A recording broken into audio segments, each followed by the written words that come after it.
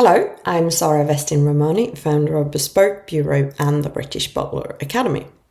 You know, when private households think about the cost of replacing staff, they often think only about the recruitment fee. But actually, that's usually the smallest part of the problem because I think the real cost is the disruption.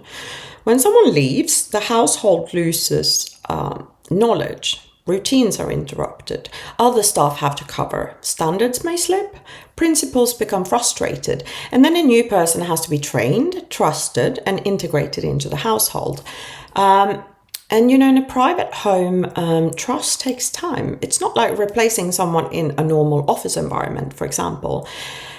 And I think that's why hiring properly in the first place matters so much.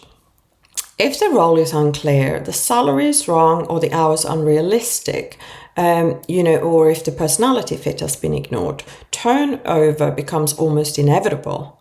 So the goal should never be to fill the vacancy quickly. The goal should be to create a role that someone good can actually stay in long term. Thank you for watching.